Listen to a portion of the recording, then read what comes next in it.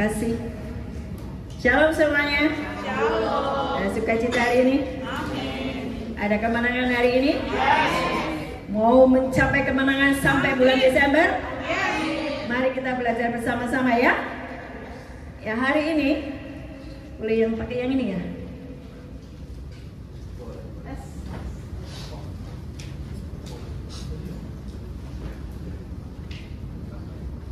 Tes.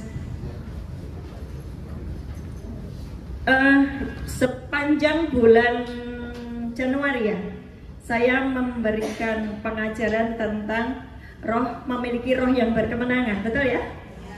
Dan itu adalah janji Tuhan buat kita semuanya, bahwa bagi yang mengikuti, bagi yang mau loh ya, bagi yang rindu mengalami pemulihan kemenangan sepanjang tahun ini dari Januari sampai dengan Desember, engkau akan mengalaminya. Amin. Dan Tuhan kasih banyak cara. Dan hari ini saya akan menyampaikan 9 hal yang harus kita perhatikan baik-baik, kita perhatikan sungguh-sungguh supaya kita mengalami kemenangan yang Tuhan sudah sediakan. Ada begitu banyak anak Tuhan tidak mengalami karena nggak tahu caranya bagaimana sih, gitu ya. Sehingga hidupnya cuma muter sampai pusing. Ya, tapi sesungguhnya Tuhan itu sudah menyediakan yang namanya kemenangan, dan kita sudah terlalu sering bernyanyi lebih daripada pemenang, tapi hidupmu nggak menang-menang. Nah, itu yang harus menjadi PR kita. Dan hari ini kita akan belajar sungguh-sungguh 9 ini, cara menghafalkannya 3.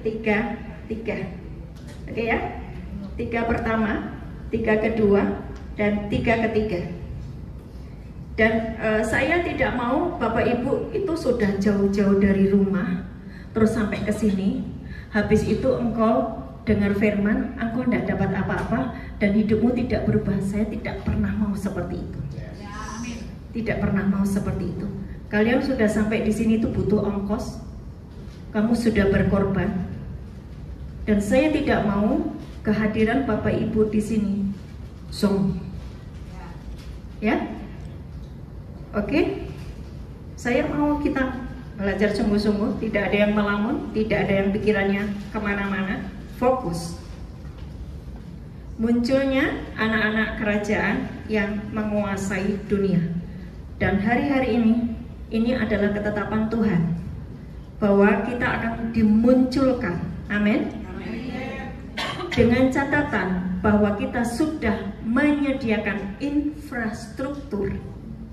Istilahnya adalah menyediakan segala sesuatu untuk yang namanya kerajaan surga itu turun ke bumi lewat hidup kita yang sudah dididik, diproses, dibersihkan, mau jadi dewasa. Maka engkau akan muncul di tengah-tengah kegelapan. Oke, slide yang pertama bisa dibuka. Prioritaskan yang nomor 1, ya kan? Saya kasih 9 ya. Tapi pelajaran memiliki roh yang berkemenangan, mau diulang atau sudah paham? Hah? Diulang. Diulang bro.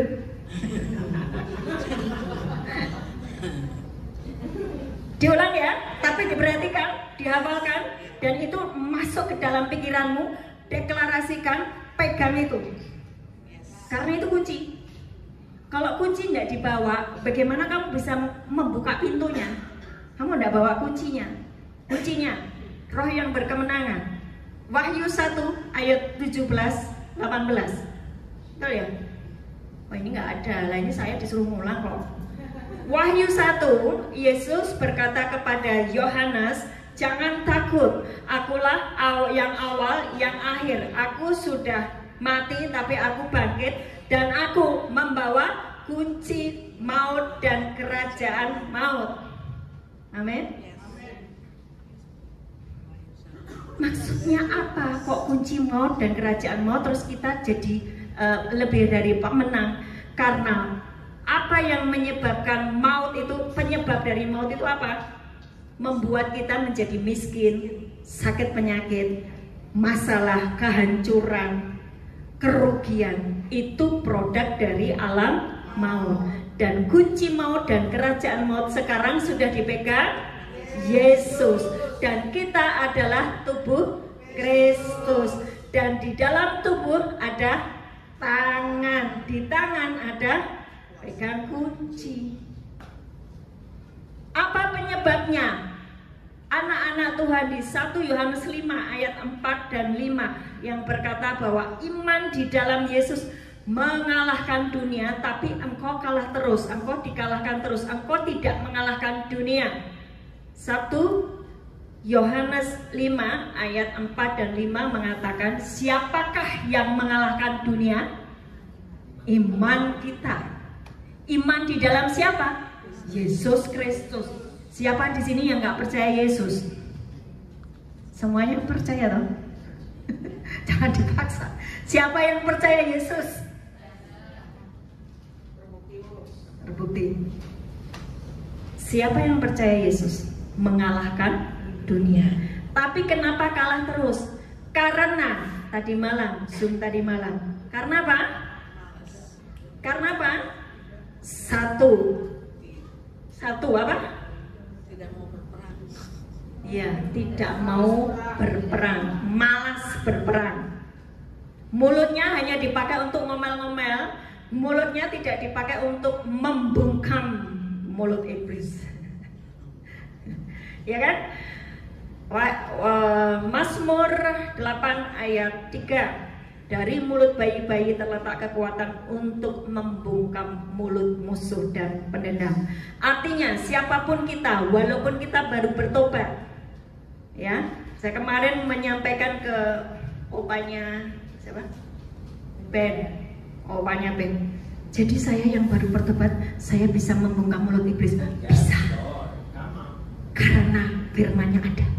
Dari mulut bayi-bayi terletak kekuatan untuk membungkam mulut iblis, mulut musuh dan pendendam. Ayatnya ada. Terus Lukas 10 ayat 16. Engkau kuberikan kuasa otoritas untuk menginjak ular dan kalajengking. Ya loh. Jadi kenapa banyak anak Tuhan kalah terus? Karena mereka malas berperang. Mulutnya tidak dipakai untuk membungkam iblis, tapi dipakai untuk malah membuka portal maut yang sudah ditutup oleh Tuhan. Ya kan? Matius 16, ini saya cuma ulang loh. Kalian harus hafalkan ya. Bu, harus hafal. Iya, itu kunci. Harus. Kalau nggak hafal, ya berarti kuncinya ketinggalan. Matius 16 ayat 18 berkata, Petrus, di atas batu karang ini aku akan membangun jemaatku, dan alam maut tidak akan menguasainya. 2-3 orang berkumpul bercakap-cakap tentang firman disebut jemaat. Yesus berkata, asal ada jemaat maka alam maut ditaklukkan, tidak bisa menyentuh. Tapi kalau saya bercakap-cakap merumpi, ngerasani temennya, Yesus hadir? Enggak. Waktu saya cakap-cakap, ngobrolin firman, Tuhan hadir.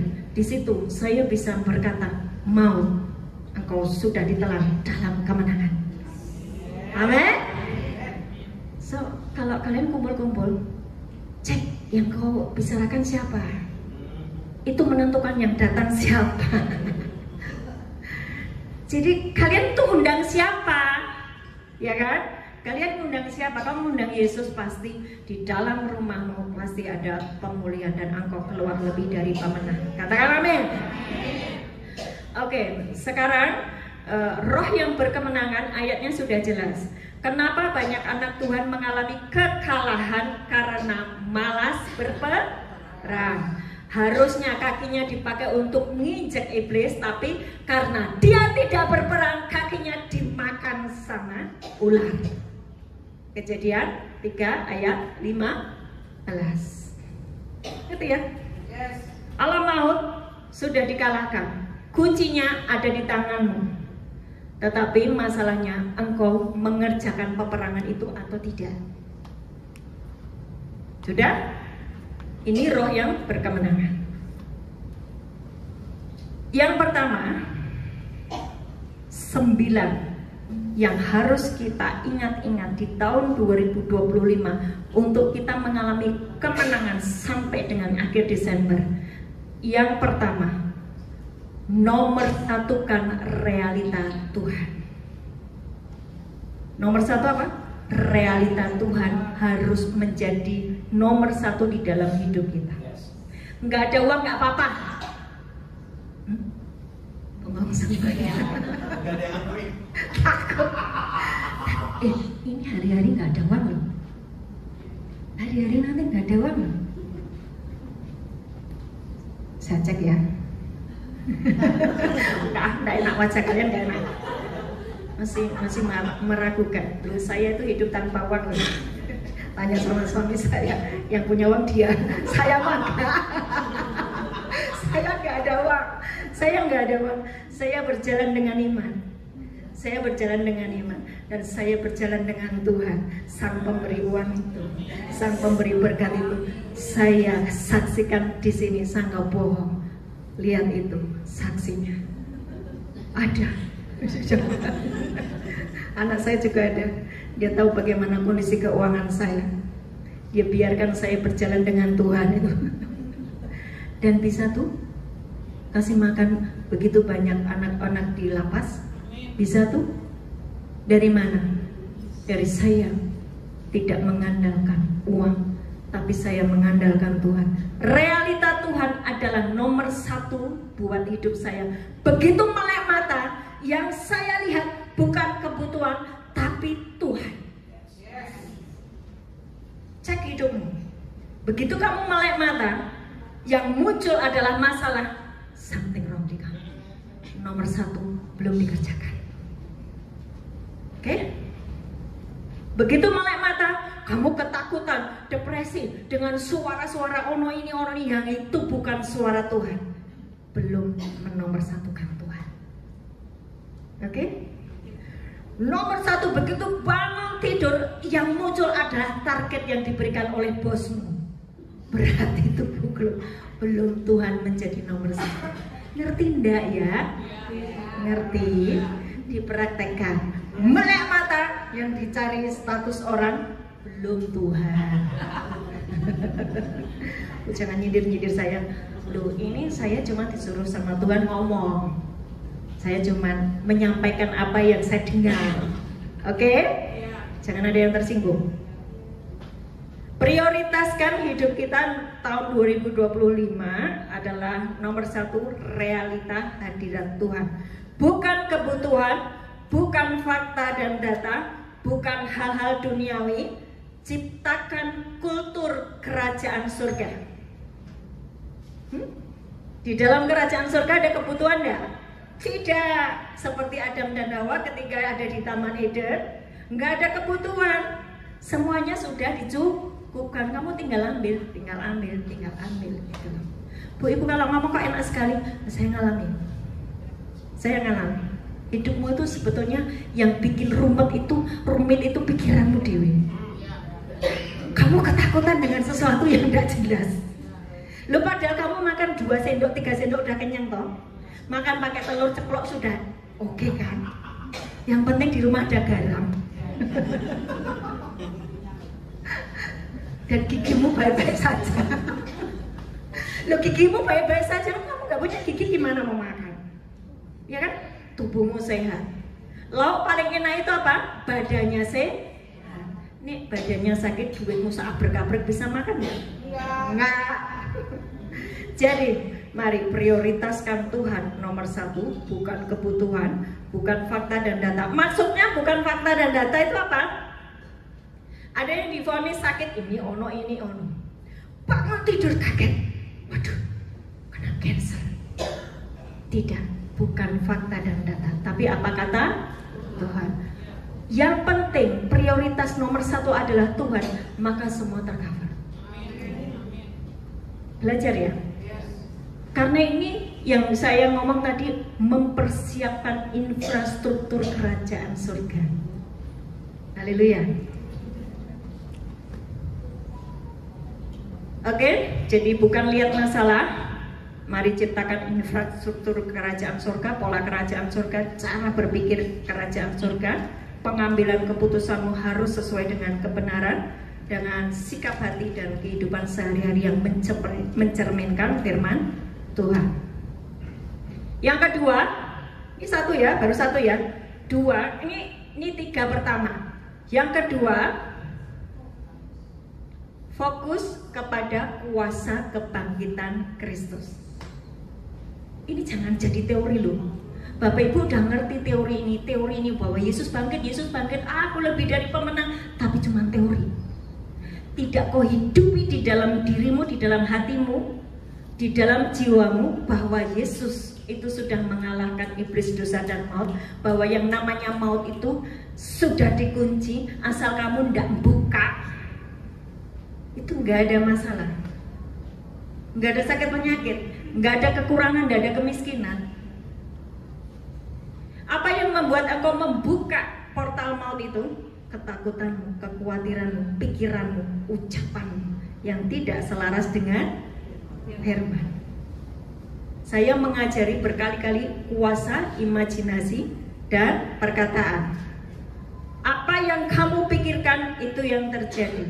Pikiranmu mengendalikan hidupmu. Di atas segala-galanya, hati-hatilah terhadap apa yang kau pikirkan, karena pikiranmu mengendalikan hidupmu. Maka saya berkata bahwa pikiranmu itu adalah rahim rohani. Ketika engkau dengar firman seperti ini, pastikan engkau nangkap firman itu, karena firman itu adalah Yesus sendiri. Pribadi Yesus itu sedang dimasukkan ke dalam pikiranmu, dan ketika engkau mempercayainya, engkau mendeklarasikannya, engkau mengimajinasikannya, Yesus tinggal di dalammu. Dan ketika Yesus tinggal di dalammu, selesai masalah. Amin.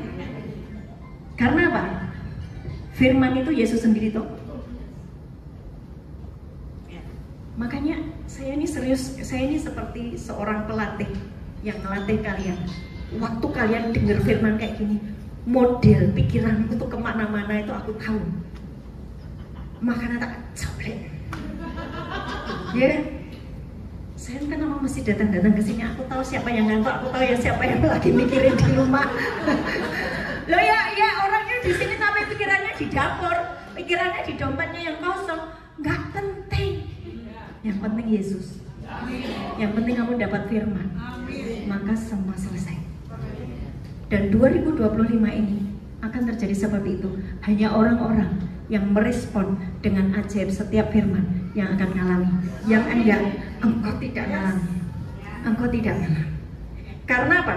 2025 akan sudah dimunculkan yang namanya gandum dan lala. Sama-sama ibadah seperti ini, tapi kamu gandum atau kamu lala.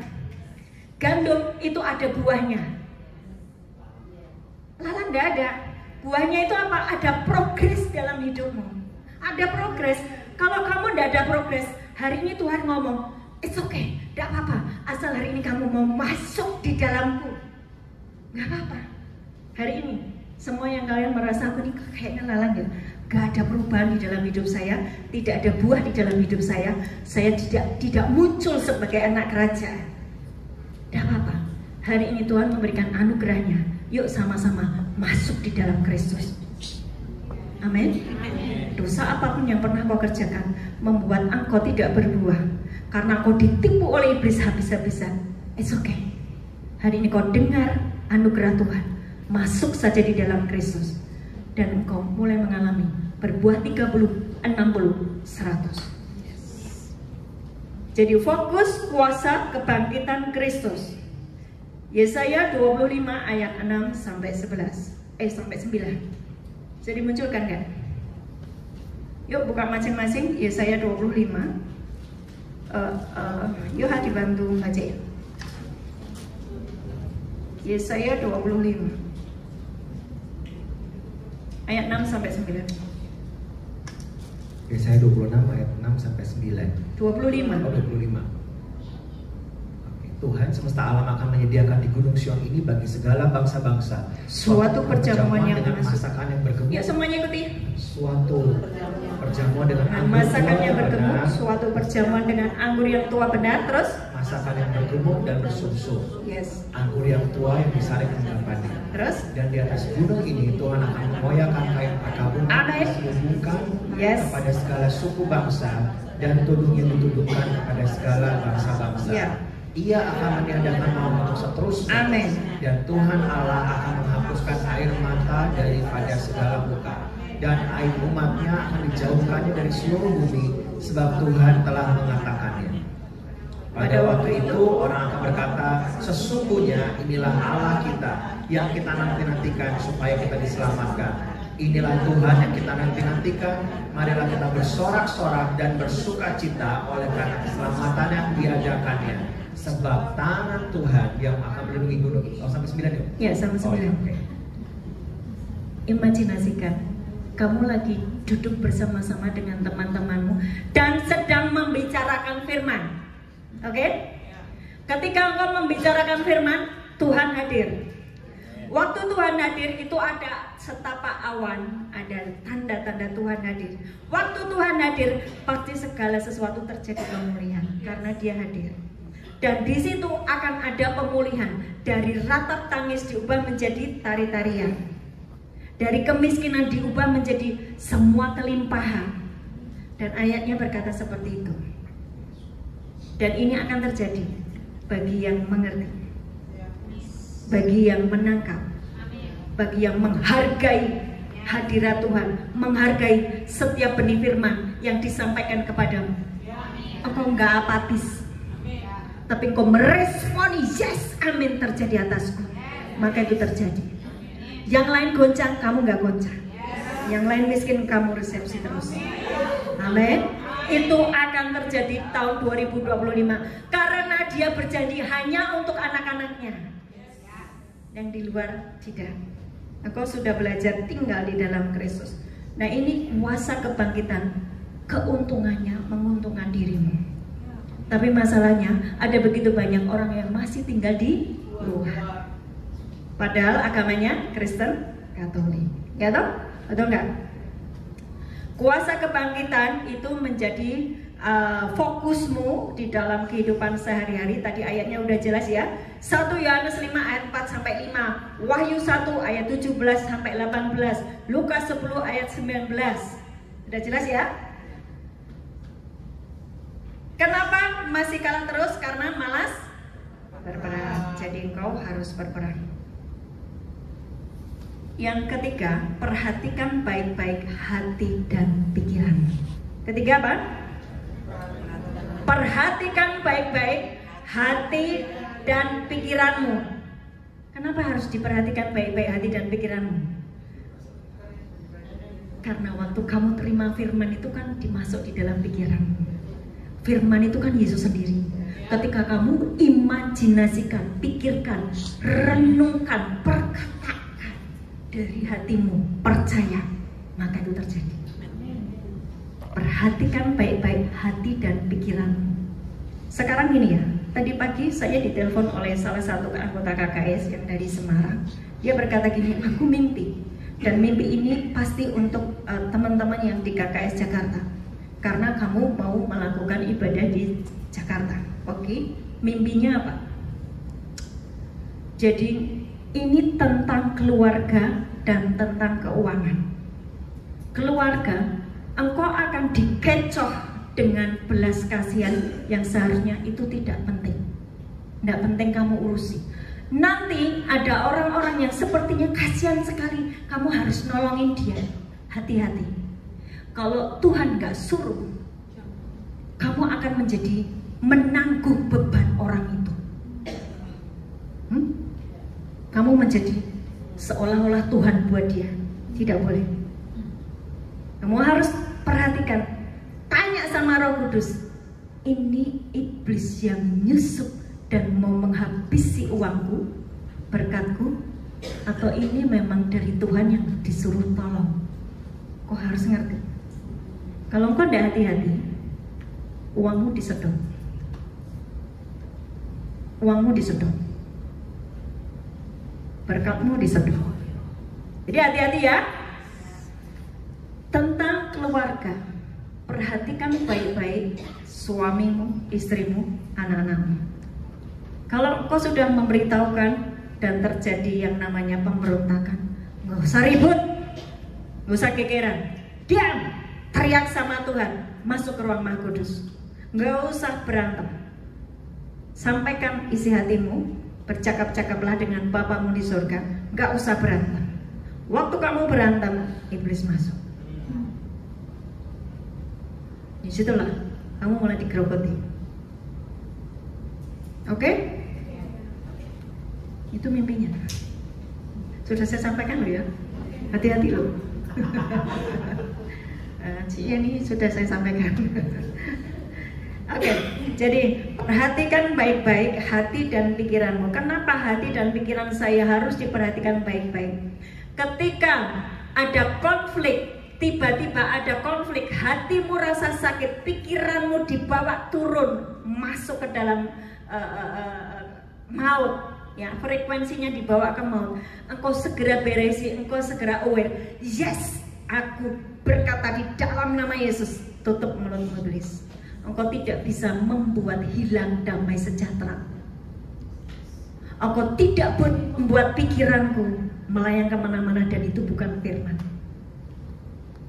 Perhatikan pikiran dan hatimu, jagai baik-baik, karena itu adalah rahim rohani, supaya firman yang tiba-tiba dimunculkan oleh Roh Kudus itu merupakan kode akses untuk kamu bisa terus naik ke ruang tahta dan bercakap-cakap, menyampaikan apapun kebutuhan itu kamu dengar. Tapi kalau kamu nggak jagai hati dan pikiranmu, Tuhan ngomong sesuatu kepadamu, Roh Kudus menyampaikan sesuatu kepadamu, kamu skip. Gitu ya? Satu, apa tadi? Prioritaskan realita Tuhan. Melek mata, yang kau sadari adalah Dia Immanuel. Yang kedua, apa tadi? Fokus kepada Roh yang berkemenangan, Kristus yang sudah menang atas iblis, dosa dan maut, dan engkau adalah jemaatnya, dan engkau adalah tubuhnya, dan di tanganmu ada kuasa dan otoritas, dan kakimu harus menginjak kepala ular, bukan digigit ular. Oke? Yang ketiga, perhatikan baik-baik hati dan pikiranmu. Karena sekarang ini kerjaannya iblis itu, begitu kamu tidak menjagai hati dan pikiranmu, kamu sakit hati sampai nanti malam, itu iblis bisa memutarmu 1 bulan di masalah itu dan kamu gak selesai-selesai. Ingat firmannya di Efesus 4 ayat 20 berapa itu ya, 26. Kalau kamu marah, jangan sampai matahari terbenam. Segera beresi urusanmu, supaya iblis tidak ambil alih, ambil untung atas hidup. Itu perhatikan baik-baik. Jadi jaga ya hati dan pikiran. Amin. Caranya bagaimana? Sadar, waras, waras, ya. Yang keempat, ini berarti 3 yang kedua ya, 4, 5, 6. 3 yang kedua, penyerahan hak. Jadi keakuan kita harus diserahkan kepada Roh Kudus sebagai penolongmu hari ini. Yesus sekarang duduk di sebelah kanan Bapa. Amin. Dia kirimkan siapa? Roh Kudusnya untuk menjaga hidupmu. Kapan orang-orang itu tidak mengalami kemenangan? Ketika keakuannya masih bertahta di dalam dirinya. Padahal dia mengaku Yesus, dia deklarasi firman, dia doa puasa, tapi keakuannya masih bertengger di dalam dirinya. Jadi dia harus menyerahkan dengan rela keakuannya kepada Roh Kudus, supaya Roh Kudus yang menjaga hidupnya, yang mengontrol hidupnya, yang memberi nasihat kepadanya. Kalau itu belum dikerjakan, berarti dia tetap kalah. Tetap kalah.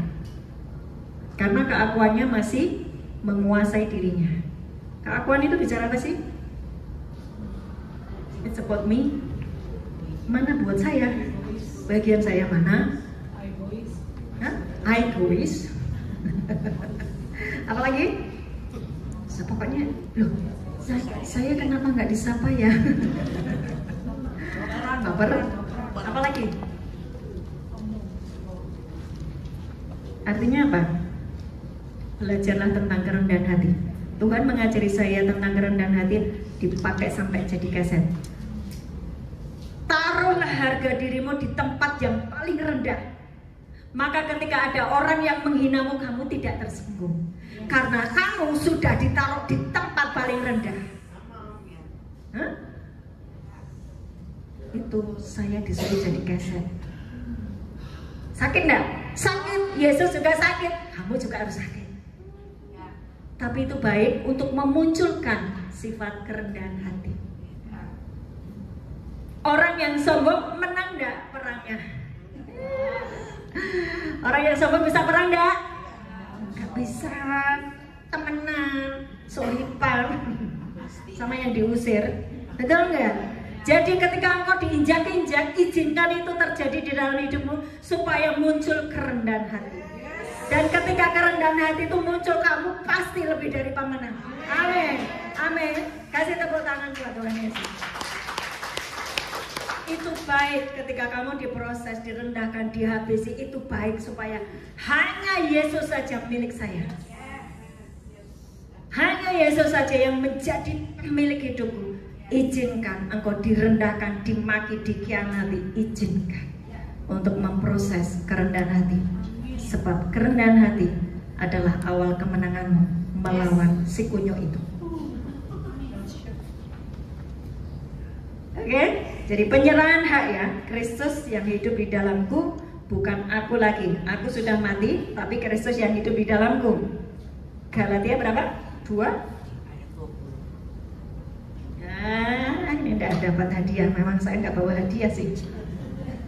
Galatia 2 ayat 20. Betul kan? Hidup yang kuhidupinya lagi bukan aku lagi, tetapi Kristus yang hidup di dalamku, kan gitu kan? Berarti kamu sudah mati. Sudah show. Tapi Kristus yang muncul di dalammu. Apa tandanya kita masih muncul? Masih tersinggung? Masih apa lagi? Yes, itulah jawaban sendiri.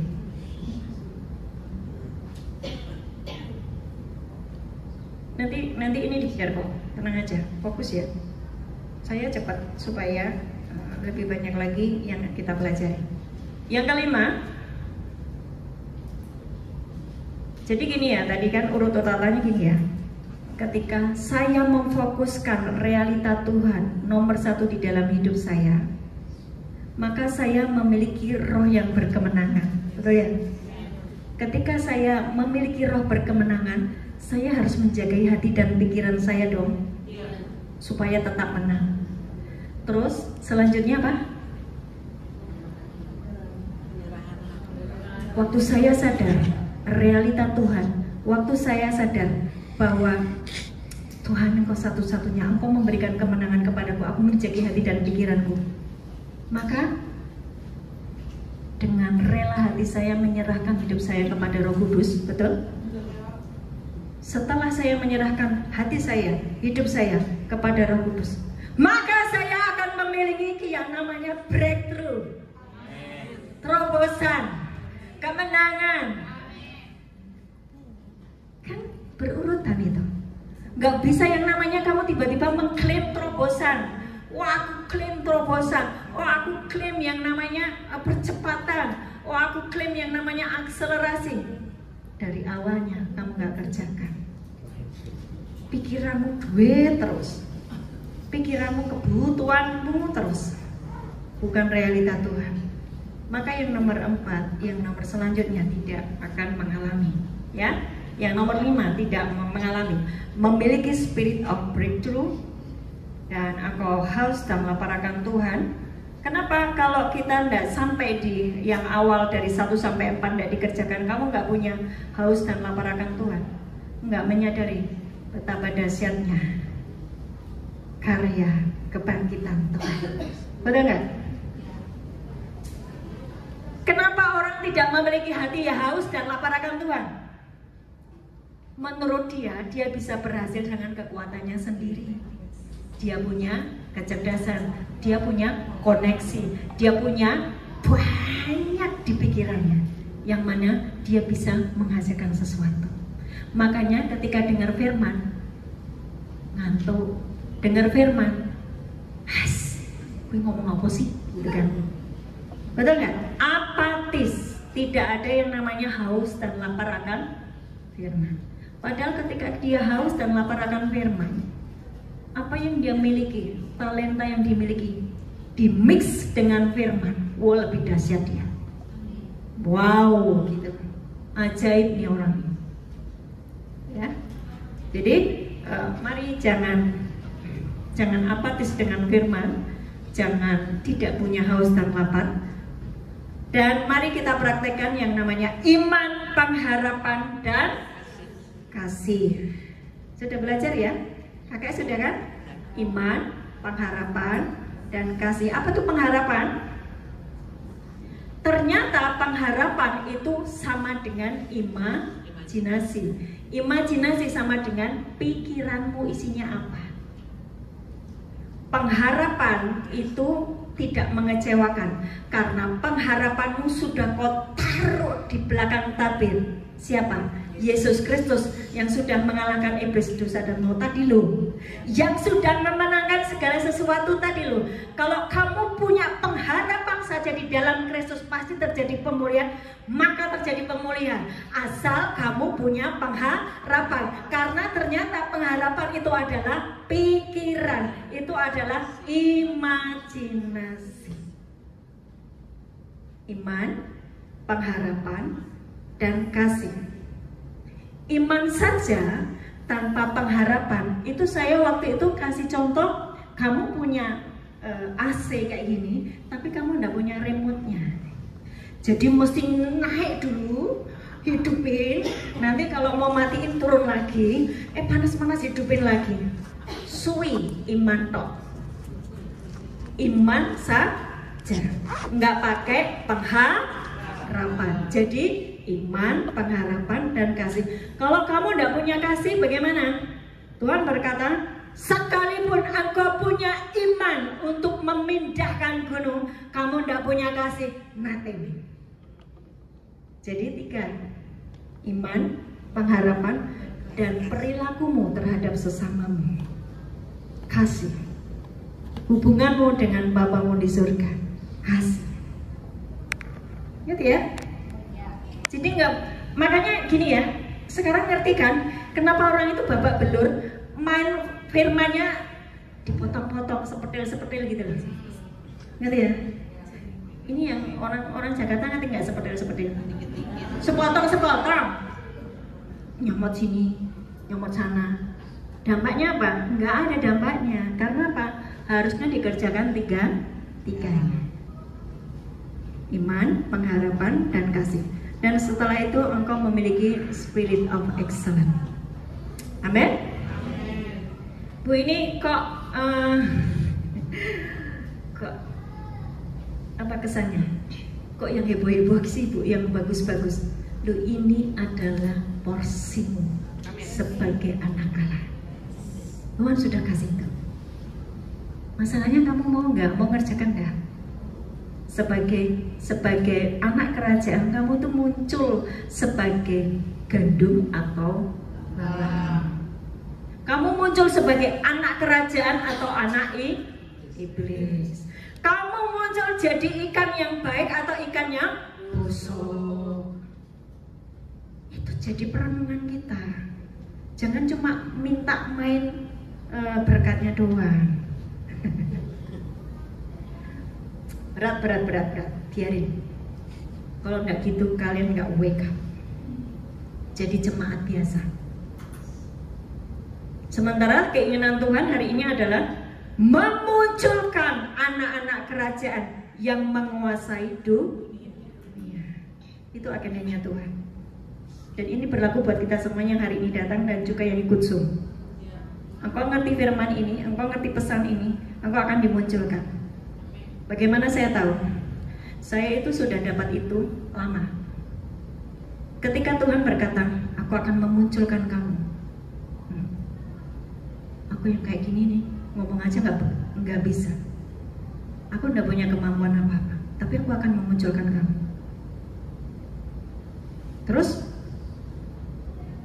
itu tadi Tuhan memproses saya untuk menghasilkan buah, memiliki karakter Kristus, mengerjakan semua yang firman perintahkan. Saya kerjakan. Itu seperti saya mempersiapkan infrastruktur untuk kerajaan surga turun atas hidup saya. Dan hari ini pesannya sama. Kalau dunia sedang mengalami kegelapan, Tuhan punya anak-anaknya yang segera dimunculkan di tengah-tengah kegelapan. Gini. Saya tahu. Ada banyak peperangan di pikiran. Apa Isa? Saya ini banyak utangku. Kacau hidupku, suamiku begini, istriku begini, anak-anakku begini. Dengerin. Tuhan ngomong, kalau kamu hari ini mempercayai firman-Ku, masuk saja dalam anugerah-Ku, kamu akan mengalaminya. Amin. Tuhan gak peduli dengan keadaanmu hari ini. Tuhan gak peduli. Yang Tuhan mau adalah mau tidak masuk ke dalam dunianya Tuhan. Nomor 6.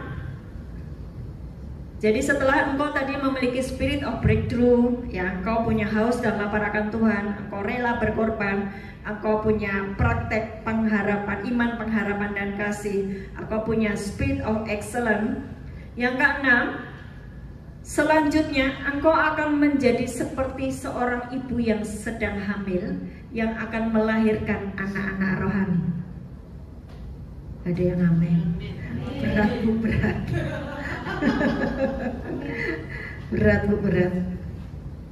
Loh, itu maunya Tuhan loh. Bu, dari mana saya punya anak-anak rohani loh, teman-temanmu itu loh. Yes. Yang hidup lagi kacau balau itu loh. Loh Bu, hidup saya saja lagi kacau. Hari ini Tuhan berkata, nggak kacau hari ini kalau kamu masuk di dalamku. Yes. Ada lingkar pengaruh di sekelilingmu yang hidup di dalam kekacauan demi kekacauan. Engkau muncul seperti matahari, mempengaruhi mereka. Amin. Dan itu sudah terjadi loh. Saya banyak mendengar kesaksian. Thank you ya Bu. Ibu memberi nasihat saya. Ibu menarik saya dari sampah itu, dan Ibu menyelamatkan saya dari keterpurukan itu. Dan ketika saya mau dengar nasihat Ibu, saya mau ngikuti apa yang Ibu ajarkan. Benar Bu, suamiku pulih. Benar Bu, keluarga pulih. Benar Bu, anak kembali.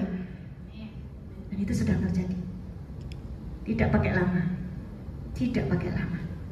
Asal mau saja dan percaya. Teorinya sulit enggak? Saya kasih teori-teori, saya kasih pengajaran-pengajaran, sulit enggak? Yang sulit itu saya bangun paginya tuh lebih sulit. Jadi nomor 6, engkau akan dibawa memiliki yang namanya anak-anak rohani. Jadi ada penduplikasian, duplikasi. Ini saya punya, ini tadinya cuma saya. Ada Tria, ada ini, ini semuanya. Itu saya menduplikasikan loh. Tapi Tria juga punya di sana. Sama. Dinda juga punya teman, punya di Gunung Kidul. Kamu pengaruhi seperti yang kamu dapatkan. Duplikasi. Itu namanya kau berbuah. Kalau tidak mengerjakan apa-apa, Tuhan berkata, yang talenta 1 enggak mengerjakan apa-apa, engkau hamba yang jahat.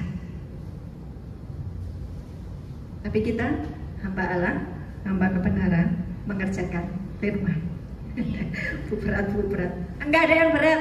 Mau apa tidak? Di dalammu ada Roh Kudus, di dalammu ada Roh Kristus, roh yang bangkit dari maut. Itu ada di dalammu. Gak usah dipikir, jalani saja. Karena waktu saya sampai dengan hari ini, saya tidak pernah tahu bahwa saya akan bisa seperti ini. Betul Ria? Dari awalnya cuman nemeni anakku sekolah dan tak pengaruhi ibu-ibu biar nggak gosip. Aku datang itu di tempat sekolah anakku bawa Alkitab. Ayo belajar ini. Kamu ngapain sih? Ngomongin orang. Ini buka ini. Ini loh isinya ini. Hah? Terus kayak gini loh. Kamu caranya supaya suami kembali. Ini caranya kayak gini. Oh ya? Terus ini loh sakit muntah-muntah darah. Lu sembuh loh. Oh ya? Dari seperti itu toh. Dan kalian akan mengerjakannya. Pakai dipikir nggak? Gak usah. Karena Roh Kristus diam di dalammu, Roh Kudus diam di dalammu. Yang membuat engkau mampu adalah Roh Allah, bukan kamu. Masalahnya kamu mau apa enggak? Masalahnya kamu ngerti nggak kuasa kebangkitan yang Tuhan sudah bawa itu. Dan itu ada di dalam dirimu. Kalau engkau dibilang gini, seorang kali biarin. Suatu saat dia akan membutuhkan kamu. Saking beratnya tekanan hidup. Ya.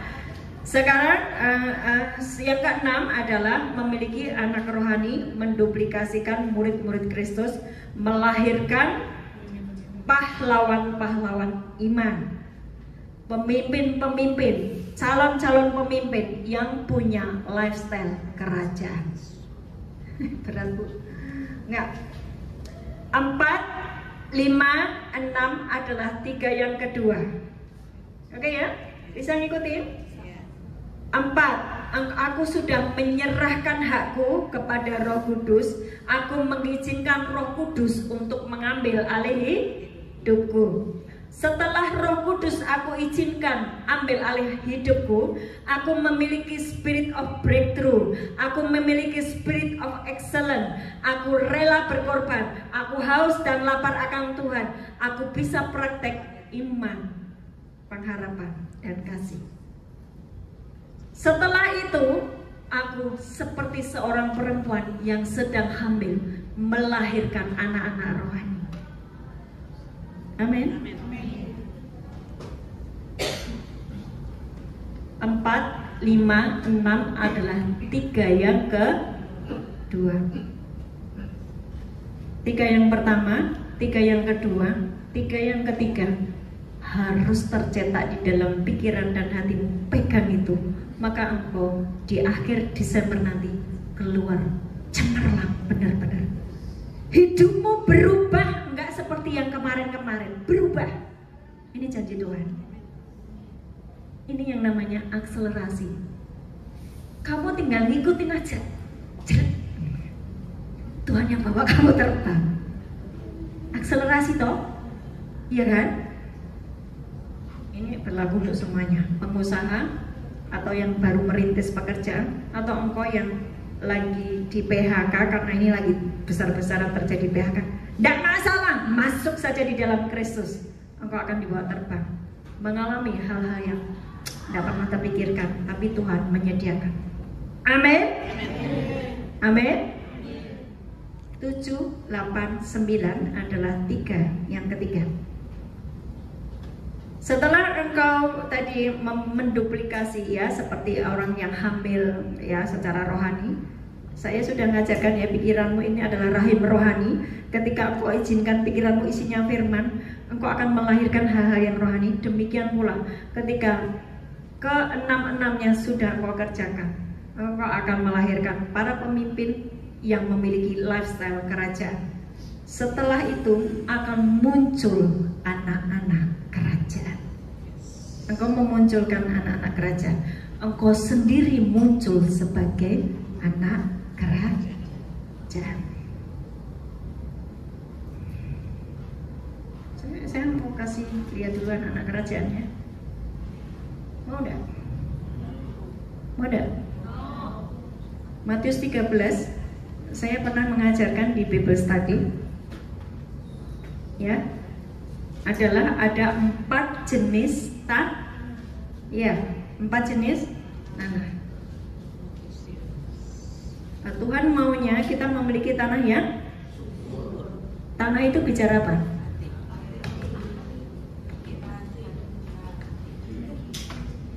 Hati dan pikiran. Ketika hatimu bersih, pikiranmu bersih, itu tanahmu subur. Engkau pasti berbuah. Pasti berbuah. Oke? Buka di 36 sampai dengan 43. Matius 13 36 43. Matius 13 36 sampai 43 itu penjelasan dari 24 sampai 30. Ngerti ya? 24 sampai 30 itu Yesus ngomong hal kerajaan surga itu seperti orang yang nabur benih di ladang. Jadi waktu saya sampaikan firman, saya itu nabur benih. Apa yang saya tabur? Benih firman Tuhan. Apa itu benih firman Tuhan? Kristus Yesus sendiri. Kamu nangkap, kamu mengaminkan, kamu mengiyakan, kamu sepakat, itu akan terjadi sesuai firman yang kamu tangkap. Itu benih. Oke? Tapi pada waktu semua orang sedang tidur, datanglah musuhnya, ayat 25. Musuhnya menabur benih lalang di antara gandum lalu pergi. Ketika gandum itu tumbuh dan mulai berbulir, nampak jugalah lalang itu. Maka datanglah hamba-hamba tuan ladang itu. Ini loh, hamba-hamba tuan ladang itu menuai juga kan. Itu bicara siapa? Anak-anak kerajaan yang sudah selesai dengan dirinya sendiri, yang sudah berbuah, yang ngerti tanggung jawab sebagai anak Allah, sebagai orang yang ngerti kuasa kebangkitan tadi. Dia akan kerjasama dengan kerajaan untuk menuai jiwa-jiwa. Tapi di ayat berikutnya nanti yang nuai itu adalah malaikat. Kenapa? Bisa jadi karena anak kerajaan mulai lengah, mulai bosan dengan pelayanan. Betul nggak? Ada hari-hari ini yang sudah mulai bosan dengan pelayanan. Di luar sana, bukan di sini. Kalau di sini sih berapi-api terus, amin. Lo karena ibunya berapi-api kayak gini, bangetan kamu. Kalau tidak berapi-api, ya. Ada di luar sana yang sudah mulai kompromi dengan pelayanan, selingkuhlah, pacaranlah dengan yang begini-begitu gitu ya, yang ngambil uang gereja lah. Kita nggak ada main-main uang di sini, bersih, oke? Itu mulai lelah di dalam pelayanan, ya. Ini maka datanglah hamba-hamba tuan ladang itu kepadanya dan berkata, Tuhan, bukankah benih baik yang Tuhan taburkan di ladang Tuhan? Dari manakah lalang itu? Jawab Tuhan itu, seorang musuh yang melakukannya. Lalu berkatalah hamba-hamba itu kepadanya, jadi maukah Tuhan supaya kami pergi mencabut lalang itu? Ya, kasih ide sama Tuhan. Seringkali kita ini kasih ide sama Tuhan toh, yang sudah melayani itu loh, sakar karpe dewi, ya. Tapi Tuhan berkata jangan, sebab mungkin gandum itu akan tercabut pada waktu kamu mencabut lalang itu. Biarlah keduanya tumbuh bersama sampai waktu menuai. Bapak Ibu, sorry, saya ulang-ulang ayat ini karena Tuhan sekarang sedang memperlihatkan kamu gandum atau lalang. Kamu berbuah atau tidak. Dan perhatikan ketika kamu tidak berbuah, dicabut, dibuang. Dahan ranting yang tidak berbuah juga dipotong. Kalau engkau berbuah dibersihkan, sakit tidak apa-apa, supaya lebih banyak menghasilkan buah. Tapi yang benar-benar tidak berbuah dipotong, dibuang ke dalam api. Ayat yang ke-38, ladang ialah dunia, benih yang baik itu adalah anak-anak kerajaan, dan lalang adalah anak-anak jahat.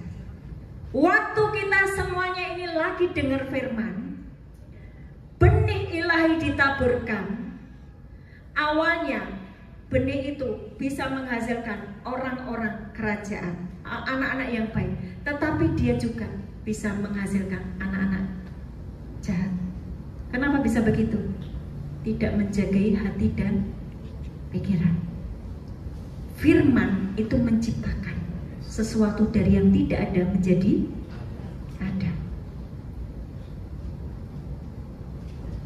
Kalau engkau dengar firman tapi hatimu tetap pahit, akan menghasilkan anak-anak jahat.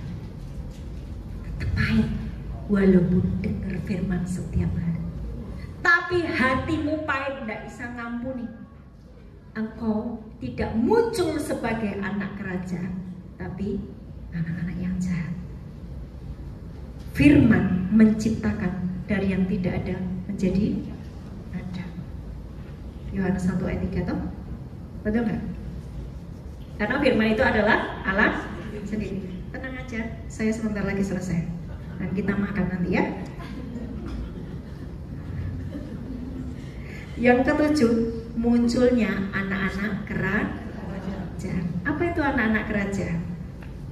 Dengan firman, yes, amin.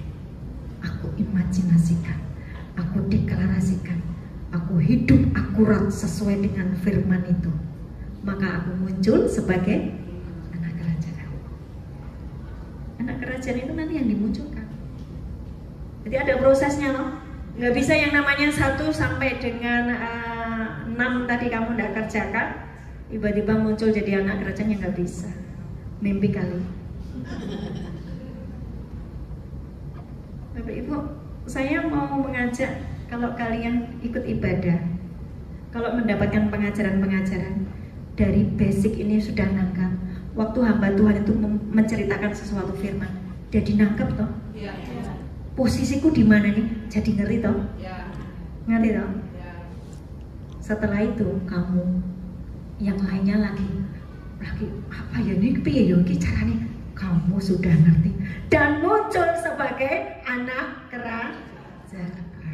Amin. Nah, saya begitu semangat untuk hari ini. 8. Menjadi murid yang mengerjakan sama dengan gurunya. Berarti kalau sudah muncul jadi anak kerajaan kan berarti sudah menjadi seperti Kristus toh?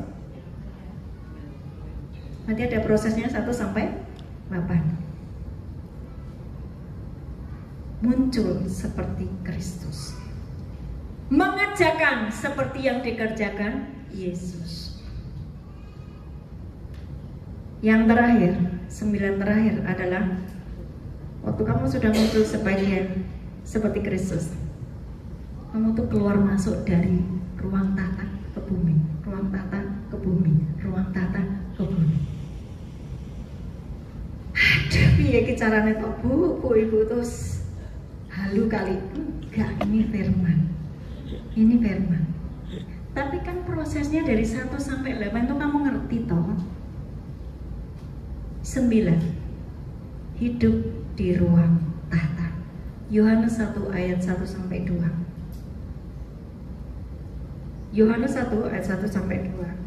Baca yuk. Yohanes.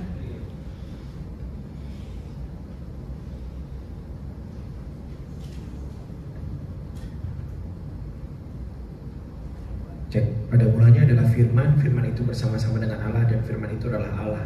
Ia pada mulanya bersama-sama dengan Allah. Yohanes 1 ayat 1 sampai 2 itu adalah kode akses untuk kamu bisa masuk ke ruang tahta.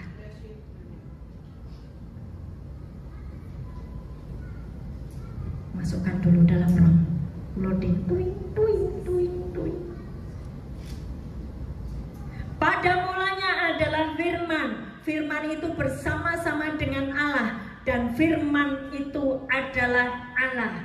Ia pada mulanya bersama-sama dengan Allah. Firman itu bersama-sama dengan Allah. Firman itu bersama-sama dengan Allah. Ketika kamu nangkap firman, kamu punya kode akses untuk masuk ke ruang tahta.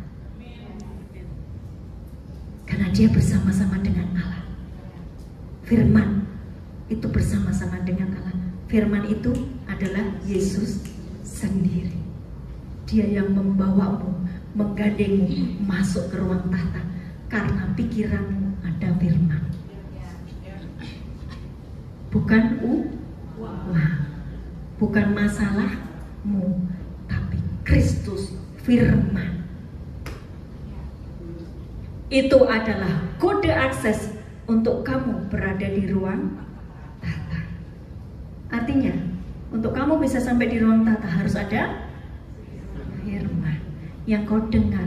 Karena hatimu baik, hatimu bersih, pikiranmu tahir, Roh Kudus senantiasa memberikan firman itu kepadamu.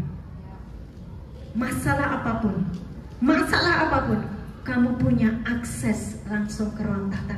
Nggak usah ngomong sama teman-teman, langsung naik ke ruang tata.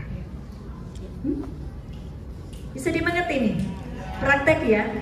Apa yang saya sampaikan ini praktekkan, dan hidupmu berubah. Enggak muter-muter di padang gurun. Berubah.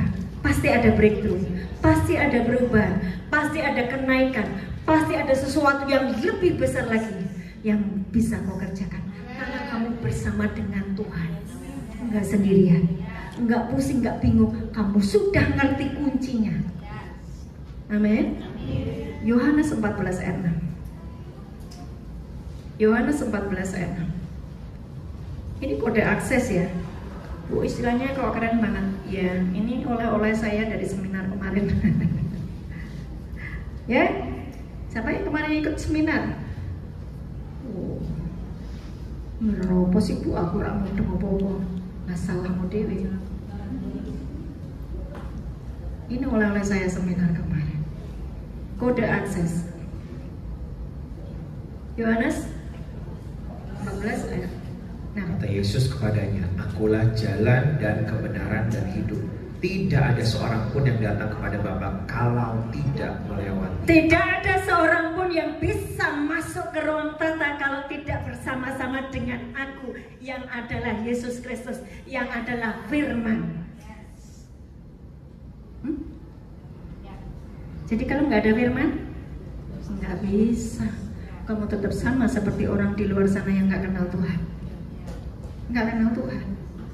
Karena sini isinya cuma duit, kegagalan, hutang-hutang, masalah. Hati, pikiran bersih, firman, maka kamu punya kode akses untuk masuk ke ruang tata. Dari situ engkau bisa menciptakan yang hari-hari ini berantakan menjadi karena kamu punya akses dengan Bapamu. Hari ini keuanganmu yang morat-marit engkau bisa menciptakan menjadi ada karena kamu punya kode akses dengan ruang tata. Tapi pikiranmu isinya harus firman, bukan uang, bukan hutang, bukan masalah, bukan sakit penyakitmu, bukan apa kata dokter atas hidupmu, bukan, tapi apa kata firman. Dan engkau bisa menciptakan yang tidak ada menjadi ada, yang rusak jadi pulih, yang sakit sembuh, yang duitnya tinggal 5.000 jadi berapa? Terserah kamu. Kalian diberkati hari ini. Saya masih punya waktu 15 menit. Siapa yang mau bertanya? Ini Bible study, mumpung banyak yang datang. Saya nggak lagi khotbah loh. Saya lagi ngajar toh. Saya bukan pengkhotbah, saya pengajar. Kalau saya ngajari, saya ngalami. Nah, ada yang mau bertanya? Bu, kenapa kalau saya dengar firman ngantuk terus? Apa jawabnya? Wah, panjang itu. Ayo, siapa yang mau bertanya? Gak usah malu. Hah? Ayo, Susi, sini. Sini. Biar ini kan namanya keluarga kerajaan surga. Jadi kalian kenal, ini namanya Susi, saudara-saudara. Ini namanya Bu Susi. Oh, cantik kan? Ya, cantik. Oh, karena ini habis ini mau kondangan. Kadang memang kan kuncinya firman itu. Kadang untuk menselaraskan antara pikiran dan hati itu kan dengan kehidupan sehari-hari kan kita kadang suka nggak sepakat gitu loh. Kadang kita udah mau fokus nih sama Tuhan gitu, mau misalnya renungan, ntar oh iya kita belum mengerjakan itu, godaannya.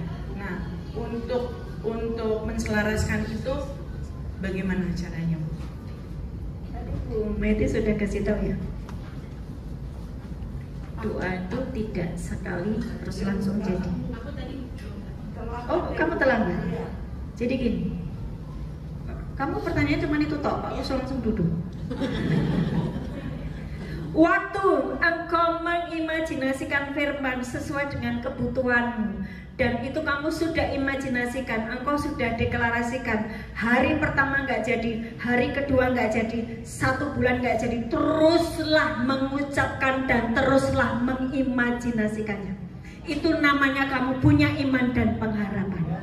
Kalau kamu hari pertama sudah ngelihat suamiku kayak gini mata, padahal saya sudah berdoa baru sehari. Tuhan bukan main simsalabim. Tuhan mau proses.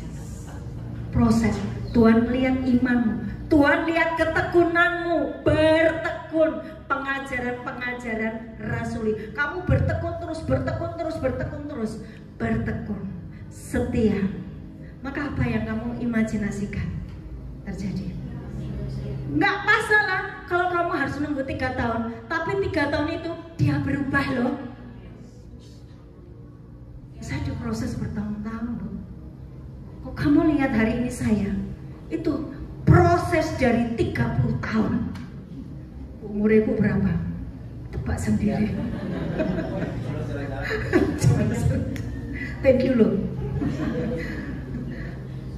Oke. Jadi kalau kamu baru berdoa 5 bulan belum terjadi, ya terus doakan sampai terjadi, karena firman itu tidak akan mengingkari. Apa yang difirmankan itu pasti terjadi. Asal ada firman, jangan dicampuri bimbang dan ragu. Kalau engkau bimbang, engkau tidak akan dapatkan apa-apa. Kitab Yakobus 1 ngomong kayak gitu. Kamu bimbang, kamu tidak akan dapatkan apa-apa. Ngerti ya? Bu, kalau aku harus nunggu 5 tahun, sembari kamu nunggu 5 tahun, itu proses kerendahan hatimu dimunculkan, itu proses kasihmu disempurnakan, itu proses penguasaan dirimu dimunculkan. Nanti kamu 5 tahun dia pulih, kamu sudah tinggal panen. Jadi hari ini jangan mudah putus asa, jangan mudah ya udahlah capek aku, murtad loh. Loh iya loh, kalau engkau tidak memelihara imanmu, kamu murtad toh. Karena kamu kecewa dengan Tuhan. Mana buktinya? Ada kok. Cuman itu tergantung dari kamu menjaga hati dan pikiranmu tidak disertai dengan bimbang tadi loh. Amin. Suatu hari bapak saya waktu masih hidup, karena merokok. Siapa yang suka merokok di sini? Bertobat. Perempuan merokok sekarang, jangan ya. Dia masuk ICU, saya lagi hamil 8 bulan. Itu Gaby. Saya hamil dia. Bapak saya belum di dalam Tuhan, kan temanya Kristen, tapi hidupnya sama gue gitu kan ya. Masuk ICU dan saya berkali-kali ditelepon, Ana sabar ya, kamu kuat ya, iya. Saya naik kereta sendiri karena suami saya masih kerja waktu itu, nggak bisa cuti. Yang saya kerjakan apa? Naik kereta api itu dulu itu Jakarta sampai Jogja itu 8 jam, sampai Klaten itu 8 jam. Sembari saya hamil 8 bulan, bayangkan 8 bulan, itu sakit kan? Saya cuma mengucapkan ini, Yakobus 5 ayat 16 sampai 18. Tuhan, aku tahu bapakku masih banyak dosa, tapi bangkitkan, bangunkan dia, ampuni segala dosanya. Tuhan, para malaikat mengolesi dengan minyak. Bangkit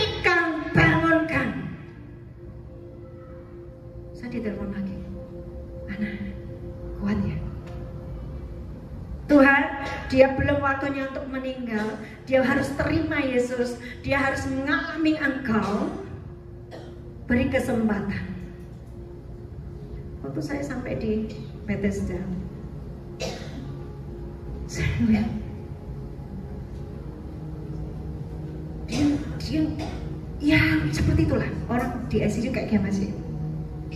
Tapi tahu nggak, tiba-tiba itu dia bangkit, bangun.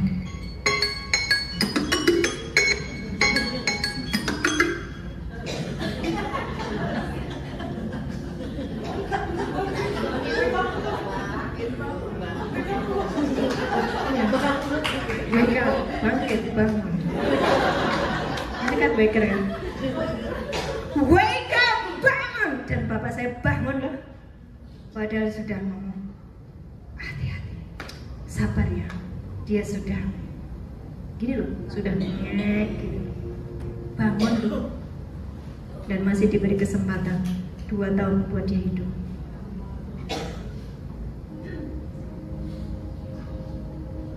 Apakah saya ketika baru berdoa 2 jam, terus saudara saya telepon, terus saya berhenti doa? Dah. Sampai saya ngelihat dia bangkit bangun, maka dia bangun. Amin. ICU 1 bulan, bangkit bangun juga. Apa itu? Oh sering lah itu seperti itu. Karena apa? You ngerti, kunci maut dan kerajaan maut itu sudah dipegang oleh anak-anak kerajaan. Ada di tanganmu. Engkau bisa mengusir maut, anyah kau di dalam nama Yesus. Dia bangkit. Dia bangun. Amin. Ada lagi yang mau bertanya? Jadi berdoalah sampai apa yang kamu doakan terjadi. Kalau belum terjadi, belum happy ending, harus terjadi sampai happy end. Ada lagi? Masih punya waktu 10 menit. Ada lagi? Izin. Ini namanya Lisbeth, kalian harus kenal ya. Halo Lisbeth, hai Lisbeth, gitu dong. Manis amat sih. Hai Lisbeth. Bu, saya tuh lagi keranjingan sama janji-janji Tuhan. Janji-janji Tuhan yang satu demi satu sudah terjadi. Nah, saking gak sabarnya gitu, apakah doanya harus satu-satu atau pengen ini lagi, jadi pengen semuanya didoain, walaupun misalnya ya terjadinya pokoknya nggak peduli itu waktunya kapan, pokoknya pasti aku percaya waktunya Tuhan itu yang terbaik. Tapi misalnya nih, aku baru ketemu sama suamiku kan. Sudah 1 tahun. Nah, sikapnya, kebiasaannya masih sama seperti dulu. Ya, tapi akunya sudah berubah. Aku sudah selesai dengan diri aku sendiri. Terus aku tuh bukan pengen, maksudnya ya dia itu mengalami realita Tuhan juga.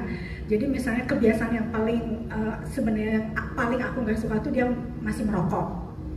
Nah, kadang-kadang tuh kayak yang udah itu tuh hal yang mustahil, itu tuh kayaknya nggak mungkin, itu intimidasi dari iblis gitu kan ya. Nah, itu tuh suka ke suka ke pending gitu loh, berdoa tentang itu. Jadi maksudnya karena sudah ada di euforia bahwa hubungan kami itu sudah menjadi lebih baik. Nah, tapi untuk mendoakan hal-hal yang lebih spesifik gitu loh, misalnya tentang yang paling itu tuh merokok gitu loh. Nah, itu tuh masih kayak gimana ya? Ya udahlah, aku nerima gitu, jadinya tuh kayak yang iya gitu. Jadi maksudnya kalau dulu kan aku langsung marah, aku langsung jadi berantem gara-gara kebiasaan itu. Nah sekarang misalnya dengan aku kayak menerima, tapi sebenarnya itu kan perlu didoakan.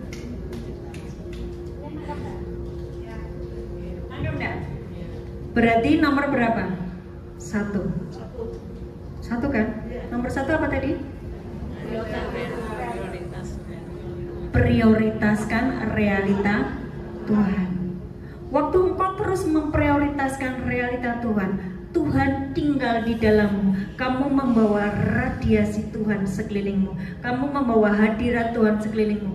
Nanti hadirat Tuhan itu yang menghentikan rokok suamimu. Bukan nasihat, tapi karena kamu tadi terus membawa realita Tuhan. Cintamu dengan Tuhan, hadirat Tuhan yang terus engkau bawa di rumah tangga, dimanapun bersama dengan Dia, kamu membawa realita Tuhan. Itu nanti ya, hadirat Tuhan itu yang mengubah hidupmu, bukan nasihatmu. Amin. Itu caranya. Jadi nomor 1.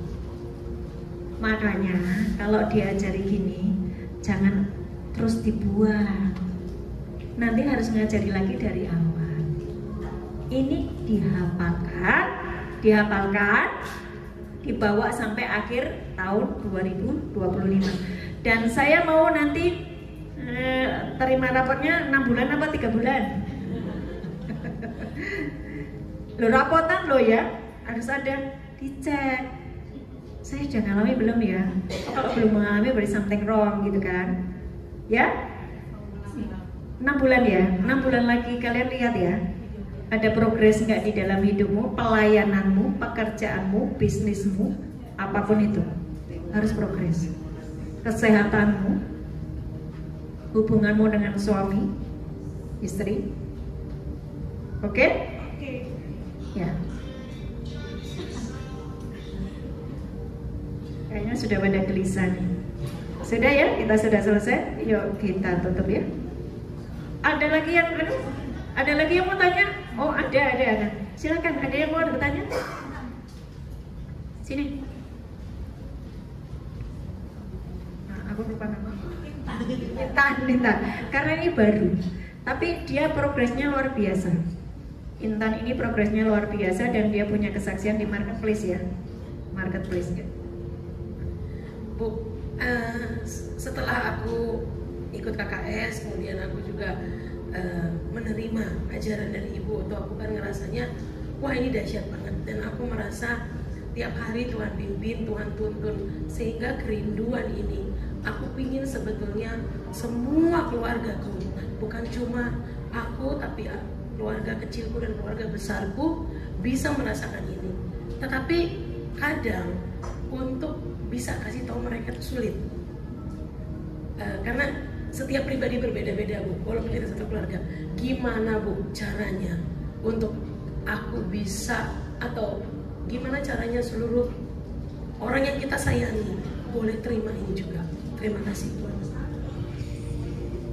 Waktu kita sudah dimunculkan menjadi anak kerajaan, kerinduanmu adalah sekelilingmu bertobat, mengalami seperti yang kamu alami.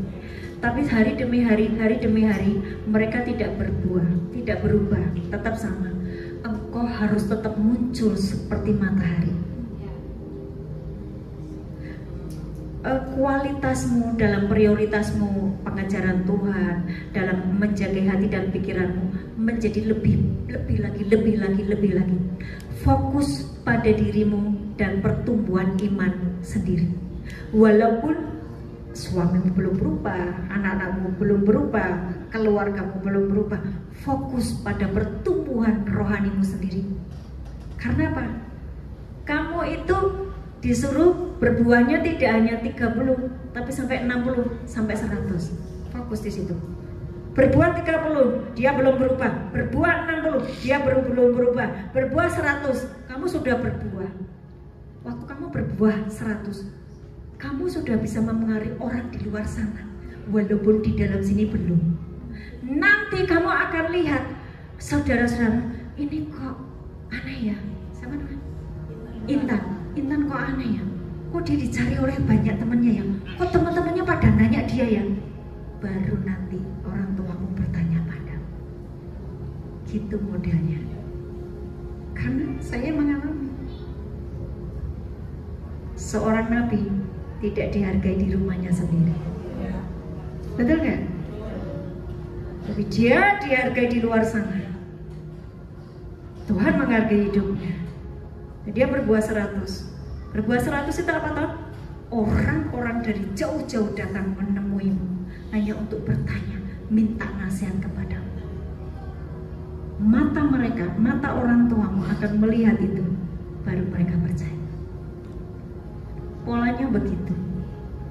Jadi Bapak Ibu, kalau engkau tidak dihiraukan oleh keluargamu sendiri, wes lumrah, biasa, ora popo.